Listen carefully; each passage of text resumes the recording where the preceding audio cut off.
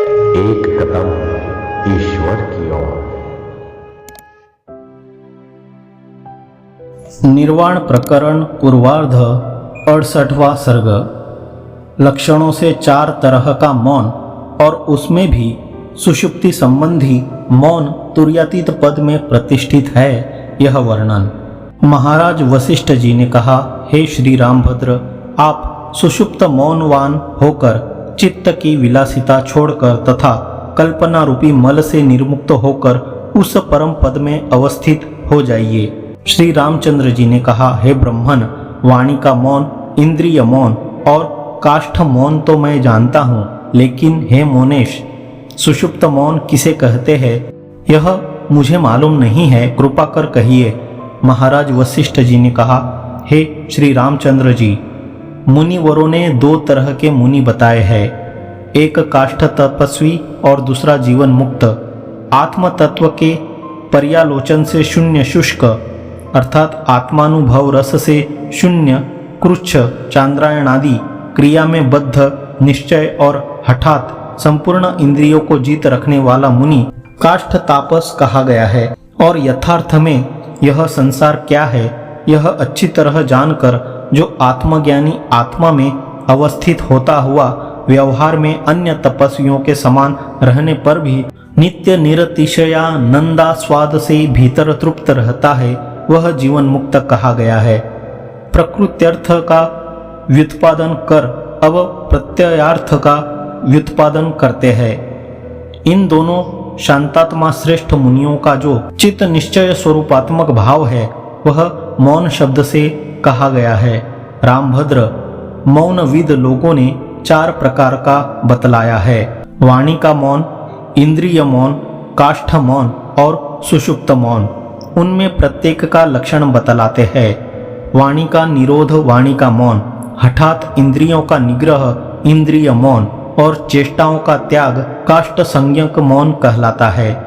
इस तरह विभाग के पर्यालोचन से यद्यपि पंचम मनोमौन भी संभव है, तथापि वह काष्ठ तापस मरण मूर्छा और सुषुप्ति में ही संभव है, अन्य किसी दूसरे काल में नहीं। इसलिए मौन वेत्ताओं ने उसकी गणना अलग नहीं की है। हे श्री राम जी, आत्म तत्वानुभव में जो जीवन मुक्त निरंतर लगा रहता है उसे सुषुप्त मौन कहते हैं। वाणी का मौन आदि तीनों मौन विशेषों में काष्ठ तापस विषय अर्थात अधिकृत है और सुषुप्त मौनावस्था में वह जो चतुर्थी अवस्था है वही जीवन मुक्तों में स्थिति रखने वाली है, यानी वही मुक्तधि कहलाती है। यद्यपि तीनों मौनों में मौनत्व सिद्ध है, तथापि वे मलिन मन का जो दृढ़ निश्चय तत्व स्वरूप ही है, इसलिए वे तीनों जीव के बंधन के लिए ही समर्थ है, यह कहते हैं। यद्यपि वाणी का मौन मौन है, यह भली भांति सिद्ध हो चुका है, तथापि वह मलिन मनोरूप ही है, यानी मलिन मन का दृढ़ निश्चय रूप है, इसलिए वह जीव बंधन के लिए समर्थ है, इसमें तनिक भी संदेह नहीं है। अतः काष्ठ तापस भी जीव बंधन के लिए ही स्थित हुआ है। ऐसी परिस्थिति में मलिन मन के दृढ़ निश्चय रूप मौन से युक्त काष्ठ तापस समाधि में स्थित कैसे रहता है?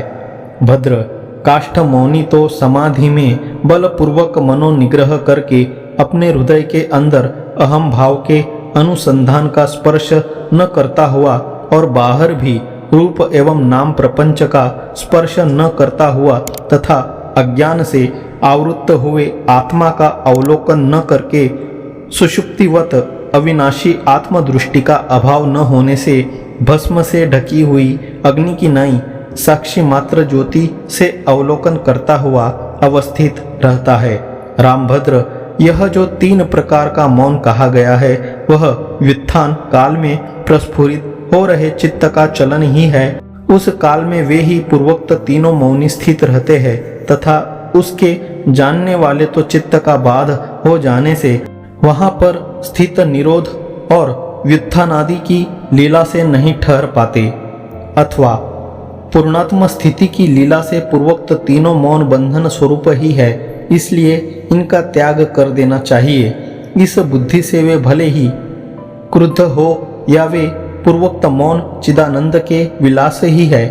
इस बुद्धि से भले ही क्रुद्ध न हो, फिर भी उनमें यहाँ उपादेयता बुद्धि तो है ही नहीं। यही मेरे कहने का तात्पर्य है। यह कहते हैं वहाँ की निरोध और व्युत्थान आदि की लीला से या पूर्णात्म स्थिति की लीला से तीनों मौन बंधन स्वरूप होने के कारण त्याज्य है। यह जो मैंने कहा है, इससे भले ही तत्स्वरूप का ज्ञान रखने वाले लोग क्रुद्ध हो या न हो, लेकिन हे श्री रामचंद्र जी, इसमें तो तनिक भी संदेह नहीं है कि इन तीनों मौनों में उपादेयता बुद्धि बिल्कुल नहीं है। और भद्र, यह सुषुप्त मौन तो जीवन मुक्तों के अनुभव पथ में स्थित है। इसमें स्थिति रखने वाले जंतु का पुनर्जन्म नहीं होता, इसलिए उसके श्रवण का यह भूषण है। अतः आप भी इसे सुनिए। तत्व साक्षात्कार के सिद्ध हो जाने पर इसकी भी अनायास ही सिद्धि हो जाती है। अतः पूर्वोक्त मौन में जो क्लेश होता है उसकी इसमें अपेक्षा नहीं है। यह कहते हैं इस सुषुप्त मौन में न तो तीन तरह के प्राणों का संयमन अर्थात निरोध किया जाता है और न संयोजन। इसमें संपूर्ण इंद्रिय संवित्तियां न तो अपने विषयों के लाभ से उत्पन्न हर्ष से उल्लसित होती है और न निरोधजन्य क्लेश से ग्लानि को ही प्राप्त होती है। इस अवस्था में यह अनेकता की कल्पना न तो उत्थित होती है और न शांत ही होती है। अर्थात ज्ञान से बाधित चित्त कैसे अवस्थित रहता है, यह कहते हैं चित्त ज्ञान से बाधित होने से न चित्त रूप रहता है, न अचित्त रहता है, तथा न सत न असत और न अन्य स्वरूप ही रहता है। विभाग करने वाले विकल्प के नाश से विभाग शून्य, अतएव अभ्यास की अपेक्षा से रहित अपरिच्छिन्न आत्म स्वरूप होने से आदि और अंत से शून्य जो ध्यान कर रहे या न कर रहे पुरुष का अवस्थित रूप है, वही सुषुप्त मौन कहा जाता है। संसार रूपी अनेक विभ्रमों के अधिष्ठानभूत इस आत्म तत्व को यथार्थ रूप से जानकर संदेह रहित जो रूप अवस्थित रहता है, वही सुषुप्त मौन है। अनेक तरह के संविद रूपों का आत्मा जो शिव है, उसी से यह सारा जगत परिपूर्ण है। इस जगत के ज्ञान से युक्त जो अनंत अवस्थान अर्थात स्थिति है, वह सुषुप्त मौन कहा जाता है। यह संपूर्ण जगत चिदाकाश का विवर्त होने से आकाश रूप, मूर्तिमान होने से आकाश स्वरूप से भिन्न, अधिष्ठान सत्ता की सद्रूप से प्रतीति होने से अस्तित्व से युक्त तथा कल्पित होने से नास्तित्व से युक्त है। यानी यह संपूर्ण जगत अधिष्ठान रूप से सत और कल्पित होने से असत है। यो ब्रह्म से अलग जगत की सत्ता नहीं है।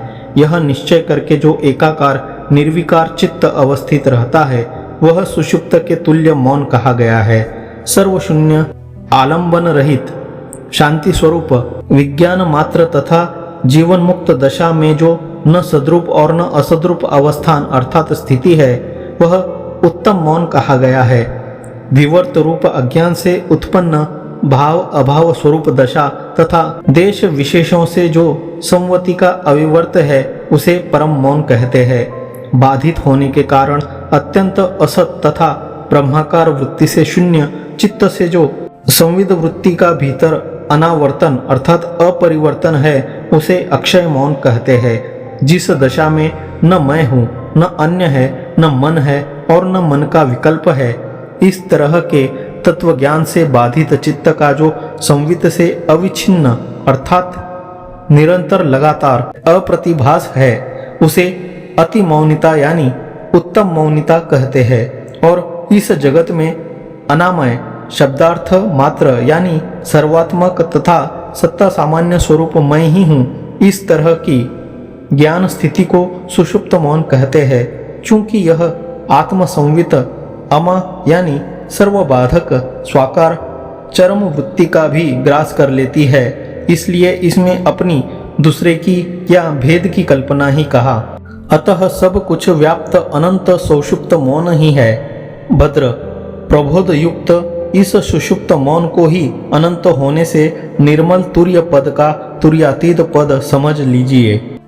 पूर्व में जो 7 प्रकार की ज्ञान भूमिकाएं कही जा चुकी है, उसमें समाधि भेद स्वरूप जो अंतिम 3 भूमिकाएं हैं वे जागृत और स्वप्नावस्था में स्थित भी तत्वज्ञानियों को क्रमशः हुआ करती है, यह कहते हैं श्री रामचंद्र जी। सौषुप्तेक समाधि, तुरीय समाधि या तुरीयातीत समाधि, ये तीनों ही क्रमशः जागृत और स्वप्नावस्था में स्थित भी तत्वज्ञानी को हुआ करती है।